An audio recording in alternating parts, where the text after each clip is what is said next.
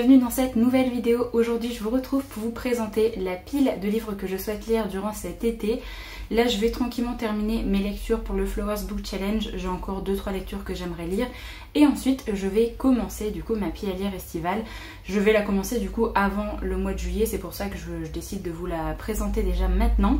Ça va être en plusieurs parties, il y a des gros titres, vraiment des grosses briquettes que je veux lire, des suites de séries, il y a des titres en VO et il y a également des sorties qui vont paraître au mois de juillet et au mois d'août. J'avais vraiment envie de diversifier un petit peu les titres, avoir quand même une pile à lire assez conséquente parce que globalement je lis quand même beaucoup, donc j'avais envie d'avoir plein de choix dans ma pile à lire estivale et j'espère vraiment que je vais réussir à lire pas mal de petites choses.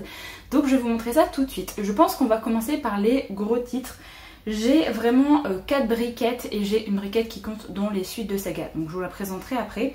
Alors je vais commencer par un titre de fantasy, une série que j'adore et j'ai vraiment très hâte de continuer cette série.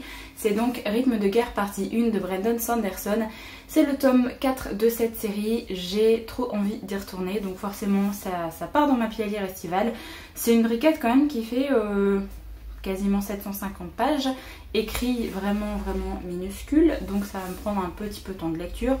Mais j'adore Rochard, j'adore cet univers de fantasy, j'adore la plume de Sanderson, donc forcément il me fallait un titre de lui cet été. Donc ce sera déjà celui-là avec le tome, la partie 1 du tome 4. Si jamais je suis à fond et que l'intrigue est hyper prenante dans ce tome 4, je pense que j'essaierai de me prendre la partie 2 cet été pour potentiellement la démarrer également. Mais j'ai vraiment trop hâte de m'y mettre. Alors ensuite je remets un livre que j'avais déjà mis beaucoup de fois dans des piles à lire, mais là j'ai vraiment envie de le lire cette année parce qu'il y a d'autres titres un petit peu dans la même vibe qui vont sortir en fin d'année et que j'ai bien envie de lire un peu le maître de cette catégorie avant. Donc c'est le maître des illusions de Donna Tartt qui est une grosse briquette quand même si c'est un format poche, il fait quand même 800 pages, non, quelque chose comme ça, bon quasiment 800 pages. C'est écrit quand même relativement petit et j'ai un peu peur de m'y mettre, mais on m'a quand même rassuré sur pas mal de choses. Je vais essayer de m'y plonger sans forcément avoir beaucoup d'attentes et essayer de voir si ça me plaît ou pas. Si ça me plaît pas, tant pis, c'est pas parce que c'est un livre qui a été publicité que c'est obligé de me plaire, mais c'est vrai que c'est surtout ça en fait qui me bloque un peu, c'est que ce soit vraiment un best-seller et que j'ai peur de pas aimer, j'ai peur de pas accrocher, mais il faut bien le tenter. Ça fait un moment qu'il est dans ma pile à lire, j'ai bien envie de le tenter cet été et j'ai bien envie d'avoir cette ambiance un petit peu Dark Academia qui va être présente dans ce titre-là. J'en sais pas plus, je n'ai pas envie de relire de résumé, j'ai pas envie du tout de savoir vraiment de quoi ça va parler. J'ai envie vraiment de me plonger dedans, c'est tout. On repart dans un titre de fantasy, j'ai vraiment envie de le sortir cet été parce que c'est maintenant ou jamais. Après avec les arrivées de la rentrée littéraire, je sais pas quand est-ce que je vais réussir à me caser. Donc cet été, je pense vraiment me sortir Un jour de nuit tombée de Samantha Shannon. J'ai entendu vraiment de très bons avis sur celui-là. On m'a dit également qu'il était meilleur que Le Prieuré de l'Oranger, donc j'ai vraiment hâte.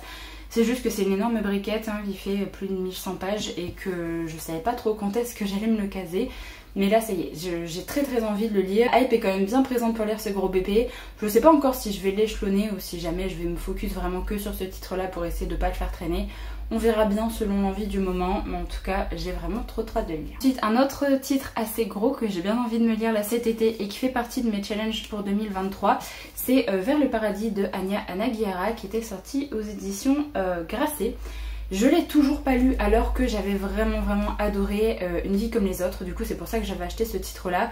Ici on est clairement dans du contemporain historique je crois. En fait on a une partie historique, au fur et à mesure on va suivre plusieurs destins dans plusieurs siècles différents. Donc je pense qu'on va avoir une partie historique jusqu'à un peu une partie contemporaine. Et même une partie dans le futur, on est en 2093 je vois. Donc voilà, on va suivre pas mal d'époques différentes et j'ai vraiment trop hâte. Et je mets beaucoup d'espoir dans ce titre là parce que j'ai vraiment adoré Une vie comme les autres. Donc c'est pour ça que je l'ai acheté et que j'ai très envie de le lire. Mais pareil, il fait quand même quasiment 800 pages. C'est pas écrit très gros quand même, c'est... Voilà, j'ai bien envie de me le caser cet été. Franchement c'est uniquement parce que j'ai eu une envie d'imaginaire là depuis début d'année que je l'ai pas encore lu parce que sinon c'est un titre que j'avais très hâte de me lire quand je me le suis acheté. Donc voilà, il est dans cette pile à lire estivale et j'espère vraiment avoir le temps de le caser parce qu'il me tente beaucoup.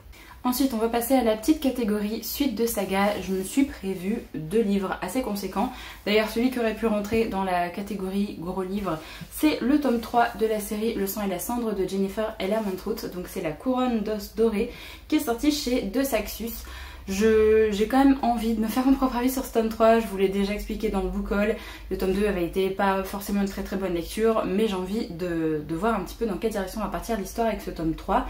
Donc voilà, il est présent dans cette palle, je pense que je le lirai clairement cet été pour essayer de me faire un avis avant la sortie du premier tome spin-off de cette série.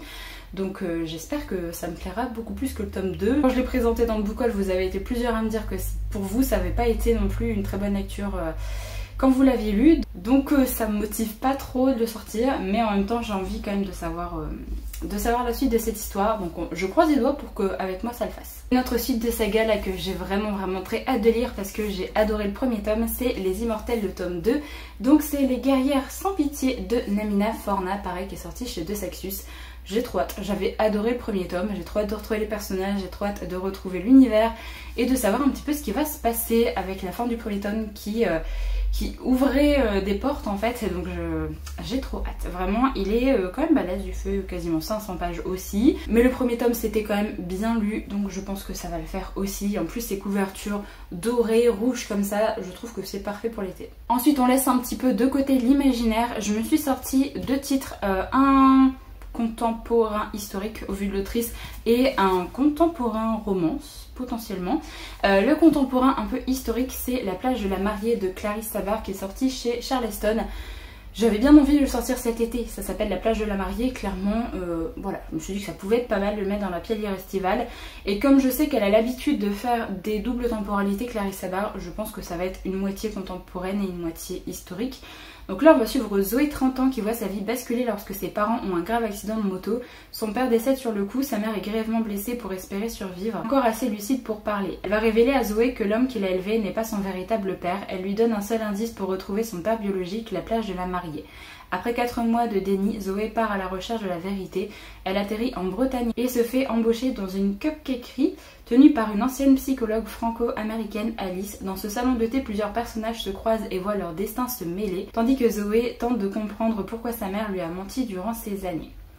Donc je sais pas si au final on va avoir une partie dans le passé. Je pense parce que Clarisse Sabard c'est un petit peu sa touche, donc au pire si on n'a pas, ben c'est pas très grave.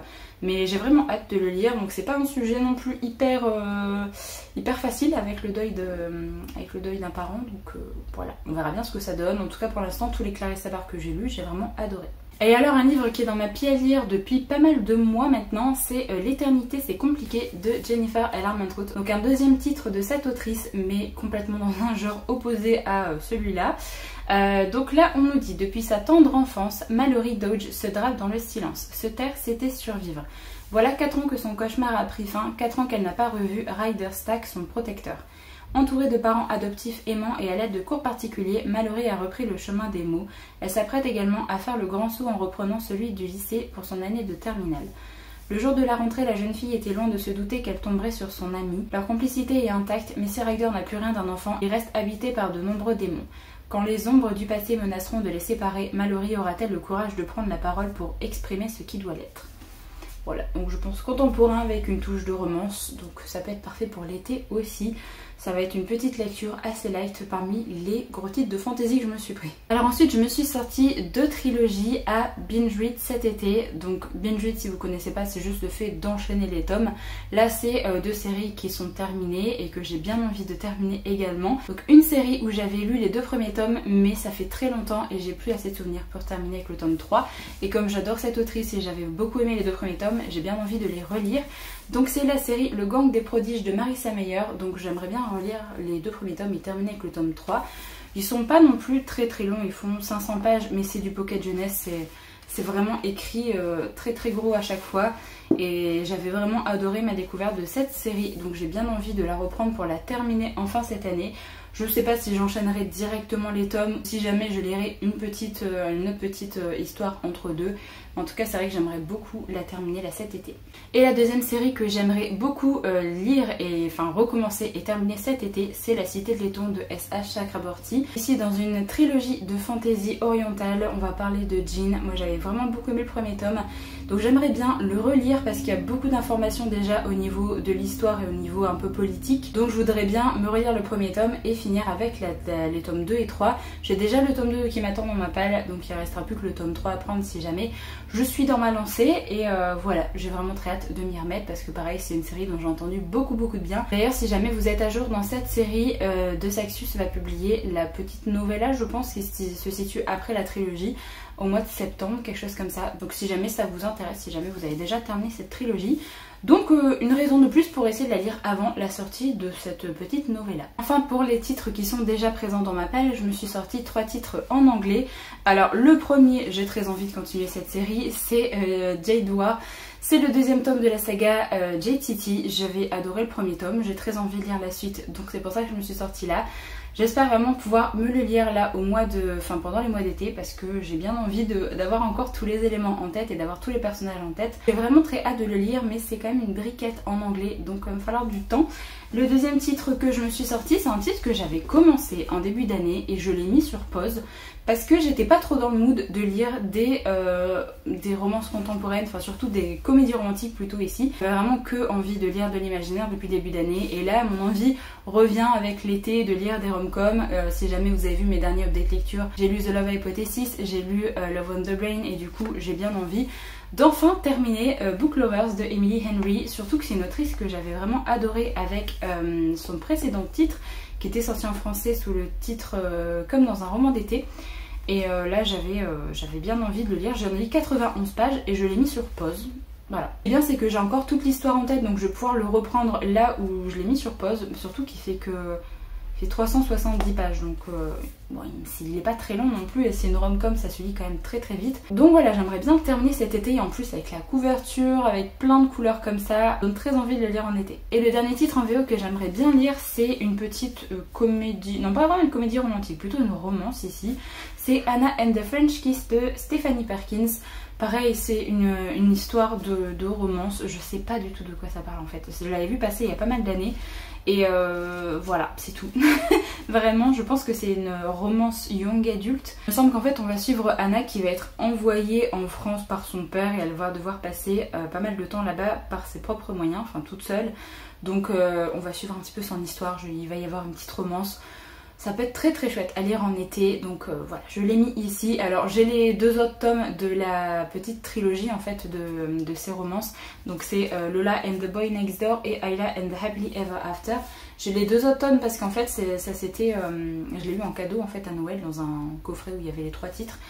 Donc je les ai au cas où, si jamais j'ai envie de continuer sur ma lancée de petites comédies, enfin pas de comédies romantiques, de romance. Donc voilà, je les ai au cas où, mais déjà avec tout ce que je me suis sorti pour l'été, je pense pas que j'aurai forcément le temps de sortir d'autres choses. Donc ça c'est pour tous les titres qui sont déjà présents dans ma pile à lire, et maintenant je vais vous présenter des titres qui ne sont pas encore sortis et qui vont sortir très bientôt. Alors il y a un seul titre seulement qui sort au mois de juin, après c'est des sorties de juillet et août. Pour le titre qui sort au mois de juin, c'est la suite de La Foudre et la Fureur de Jennifer Armentrout, donc ce sera le 3e titre de cette autrice dans cette palle estivale. J'avais vraiment adoré le premier tome, du coup j'ai bien envie de lire là cette suite qui va sortir bientôt. Je crois que c'est vers le 15 juin, quelque chose comme ça. Je me suis notée et clairement ça va y passer, je pense même avant la fin du mois de juin, parce que j'ai vraiment très hâte de lire cette suite. Ensuite je vous mettrai du coup sur l'écran les sorties que j'ai bien envie de me lire qui sortent au mois de juillet. Donc pour le mois de juillet, il y a Les Disparus du Pays Imaginaire de Hayden Thomas qui va sortir chez Sabran, qui sort le 6 juillet. J'ai vraiment hâte de relire un peu du Hayden Thomas. Je sais pas si ça va vraiment être une réécriture de Peter Pan pur et dur, mais en tout cas on est dans cette vibe là, donc j'ai vraiment hâte.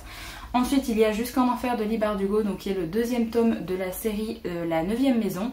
Pareil, un petit côté Dark Academia pour cet été. Je pense que ça va être vraiment très chouette, j'ai trop hâte d'avoir cette suite. Et le 3e titre que je me suis noté pour le mois de juillet, c'est L'âme brisée, le tome 2 de Victoria Aveyard. C'est les 3 titres qui sortent au mois de juillet et qui m'intéressent vraiment beaucoup et que j'aimerais bien incorporer dans ma pile à lire estivale. Et ensuite il y a 2 titres qui vont sortir au mois d'août qui m'intéressent vraiment beaucoup. Après au mois d'août je m'en suis limitée à ceux-là parce que j'attends également de voir les autres sorties prévues pour la rentrée littéraire. Donc les 2 titres qui m'intéressent sortent tous les 2 le 24 août et c'est Ariadne de Jennifer Saint, qui est un livre de mythologie. J'ai trop hâte parce qu'il me tente vraiment beaucoup. Et ensuite c'est This Hollow Vow de Lexi Ryan qui va sortir également le 24 août. J'ai trop hâte, vraiment. Alors j'ai entendu des avis pas forcément élogieux sur cette série. Ça fait très longtemps que ce titre et que cette série est dans ma wishlist en VO, du coup je suis très contente que ça sorte en français. Donc je me suis notée parce que j'ai envie de découvrir par moi-même de quoi parle cette série. Voilà, j'en ai terminé avec cette pile à lire estivale. N'hésitez pas à me dire si jamais vous vous êtes également fait une pile à lire pour cet été, ce que vous comptez lire pour ces mois de juillet et août et peut-être au mois de juin si jamais vous commencez également avant comme moi. En tout cas, j'ai vraiment hâte de lire pas mal de ces titres. J'espère avoir le temps d'en lire un maximum parce qu'il y a beaucoup de titres qui me tentent beaucoup et que j'aimerais bien un peu dégommer ma pile à lire là durant les mois d'été. Donc je vais essayer de lire pas mal mais toujours sans pression. Si jamais j'y arrive pas, je m'en fous clairement, il n'y a pas de pression à se mettre avec ça. Mais c'est vrai que c'est pas mal de titres qui me tentent, donc j'espère quand même avoir le temps de les lire. Merci du coup d'avoir regardé la vidéo jusqu'au bout, j'espère en tout cas qu'elle vous a plu, vous a peut-être donné des idées lecture pour cet été. Moi je vous retrouve très bientôt dans une prochaine vidéo, donc en attendant prenez soin de vous.